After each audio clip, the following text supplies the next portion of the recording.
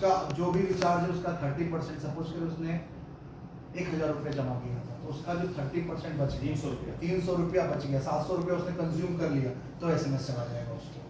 अगर उसका 10% जब शेष हो जाएगा तब जाएगा, जब उसका बैलेंस निगेटिव होने पे या जीरो हो गया तो जाएगा, और महीने की शुरुआत में जाएगा। ये हम उसको इसमें सबसे इम्पोर्टेंट उनका मोबाइल नंबर सही होना चाहिए। ये सबसे इम्पोर्टेंट है, इसीलिए जब मोबाइल नंबर लास्ट डिजिट कुछ लोग चेंज करके दे देते हैं, या किसी मतलब उनके रिश्तेदार का नंबर दे देता है, उन लोगों को दिक्कत होगी, बिकॉज उस रिश्तेदार के जाएगा मैसेज।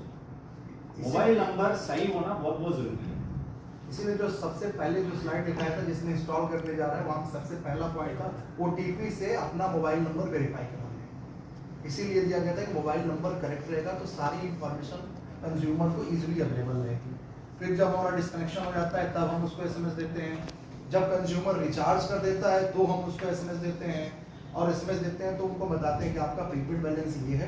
पोस्टपेड बैलेंस में जिस डेट को हमने पोस्टपेड से प्रीपेड कन्वर्ट किया था, जो एरियर है वो पोस्टपेड बैलेंस बोलते हैं, वो उनको उनकी इन्फॉर्मेशन देते हैं।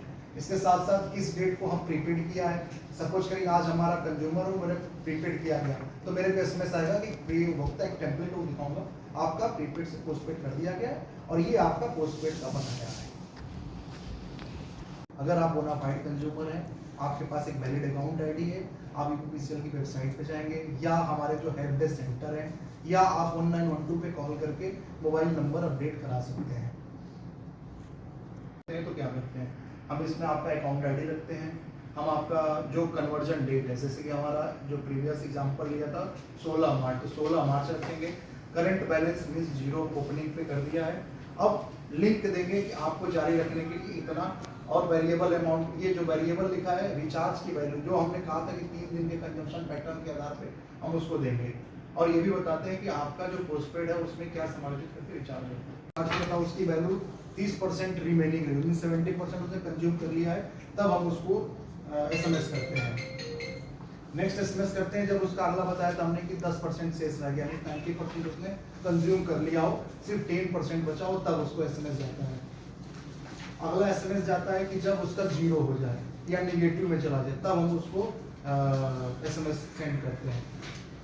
एक जाता है कंज्यूमर का डिस्कनेक्ट करने के पहले कि आपका ये ऐसा इस तरह का ये हमारा टेम्पलेट है, इस टेम्पलेट में हम कंज्यूमर को SMS देते हैं। जो सेट असाइड एरियर है मींस जो उसका पोस्टपेड एरियर था उसके बारे में इंफॉर्मेशन देते हैं, प्लस जो उसका करंट बैलेंस है, करंट बैलेंस जिस डेट को हमने प्रीपेड कन्वर्ट किया है उस डेट से लेके SMS डेट तक का जो ड्यूरेशन है, कितना सॉरी हाँ, प्रीपेड डेट से जब कन्वर्ट किया उस दिन से जो SMS दे रहे हैं उस डेट में जो उसका